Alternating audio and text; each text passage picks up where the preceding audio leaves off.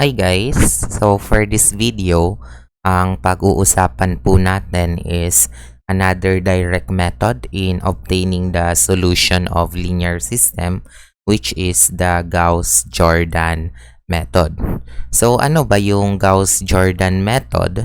According dito, it is another method similar to the Gauss elimination, only that the goal of this method is to transform the coefficient matrix into an identity matrix. So, in the previous video, napag-usapan na natin kung ano yung coefficient matrix, no?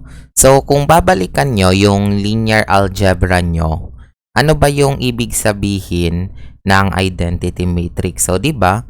From linear algebra, when we say identity matrix, ito yung matrix na ang mean diagonal ay 1 lang. So, halimbawa, ito. Kung 3 by 3 na square matrix, yung nakikita nyo ngayon is an identity matrix. Or, kung 4 by 4, so, kung 4 by 4, mandi ganyan lang naman yan. Okay, so, kulang pa, no? So, yun. So, I hope na-gets nyo yung point kung ano yung meaning ng identity matrix. Kaya lang, unlike in the previous method, which is the Gauss elimination, it has more steps in elimination phase, but it has no back substitution phase. So therefore, isang phase lang ng solution ang i-encounter natin dito, which is the elimination phase. So sige, simulan na natin tong i-discuss. So we are going to solve the same example that I presented in the Gauss elimination para of course, ma-compare din natin yung sagot. Remember, this is an exact method. So, ibig sabihin, accurate to the 100% ang sagot natin dito. So, basahin ko lang formally yung question. Determine the solution of the linear system shown below using the Gauss-Jordan method. So, ito yung ating equation. Like with the Gauss elimination, the first step po is to construct the augmented matrix. I already discussed this in the previous video kung paano siya. Ito lang naman na square matrix dito sa kabila.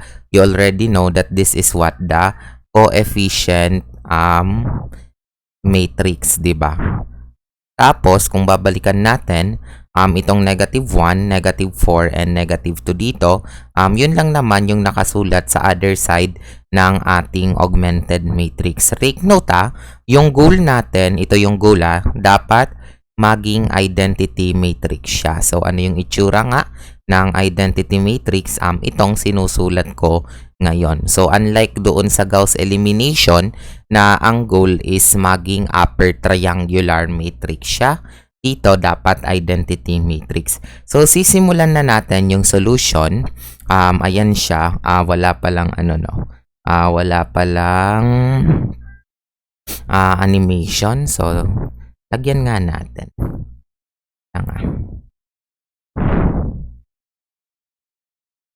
Damay ko na din to para mas ma-explain ko siya isa-isa. So, back tayo dito.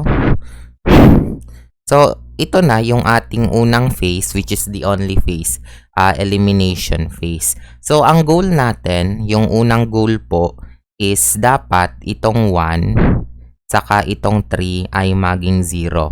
Kasi po, di ba, ulitin ko ilagay ko nga yung itsura ng identity matrix, 1, 0, 0, 0, 1, 0, 0, 0, 1. So, syempre, itong unang, dalawang to, maging 0. So, paano yon? Katulad lang po ito ni Gauss elimination, row sub 2 minus 1/2 ng row sub 1.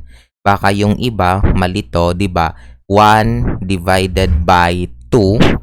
Tapos, yung ating, naman, row sub 3 is 3 divided by 2. Okay? So, hindi ko na i-discuss kung paano siya nahanap kasi I believe naman na inculcate nyo na yon doon sa Gauss elimination. Okay? So, yun. Ito na yung mga numerical values natin. So, next is of course, i-copy nyo lang to yung nahanap nyo sa first step, ito na siya ngayon. Tapos, since ang goal natin maging identity matrix, ito naman ang sunod na kailangan maging 0. So, dito na tayo kay -4 saka kay 11 tututok. Kaya, kung titingnan nyo, dito na tayo sa row 1. So, paano naman yon? Row 1 minus saan galing yung -4/5? Ito siya. 4 divided by 5. Tapos, di ba, yung denominator is nasa row 2. So, kung titingnan nyo, since yung 2 is nasa first row, nandun din ito, no? So, since itong 2 nasa first row, row 1 siya. Okay? So, row 2 naman ang concern natin. And for the, naman, since ito yung gusto mong maging 0, itong 11, so row 3 minus 11/5 ng row 2. Okay? So, again, the process is parehas lang yan kay Gauss. Say, for instance, ito, paano siya naging 2 to 2? So, diba, simply 2 minus -4/5 ng 0. Diba? Kasi 0 na yung row 2. Simply, -2. So, ulitin ko, kailangan may elementary understanding kayo ng pagtatransform ng matrix. So, yan naman na yung mga symbol, yan yung nag-i-indicate kung paano nyo siya isosolve. Okay? So, ayan na. Tapos na tayo sa next goal natin. So, next tayo, kinapi ko lang yung naging result kasi kung titingnan nyo, ito siya. So, nakuha na natin yung dalawa na maging 0. So, kapag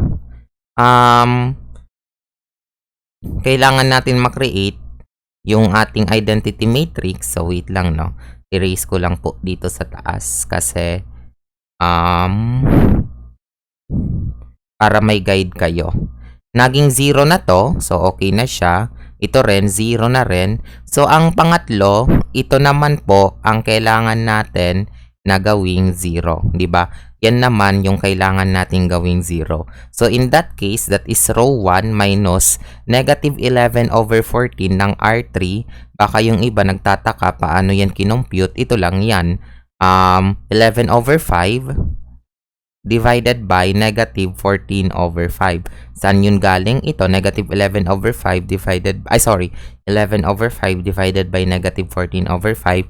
So, -11/14. Ganon din dito, R sub 2 is equal to, yun din, -15/28. So, yun ay galing sa 3/2 divided by -14/5. You may just check here using your calculator and kung ang lalabas is -15/28. So, ibig sabihin, tama yung solution natin. Basta ang goal, the ultimate goal of this method is maging identity matrix na siya. Okay?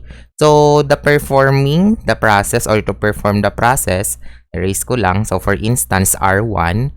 So, ito na lang, 11/5 minus -11/14 daw ng R3, which is -14/5. So, magiging 0 na siya. And yung R sub 2 is 3/2 minus -15/28 ng -14/5.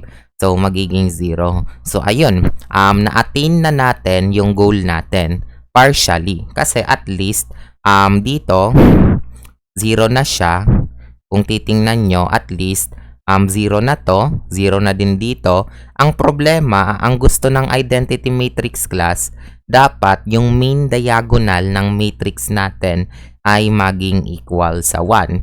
So, dito tayo sa last step. Ito yung pinakamadali sa lahat. So, kinapi ko lang itong matrix na to. Wait lang, erase ko siya. Inapi ko lang yung matrix na naging result. Tapos, nandito na siya.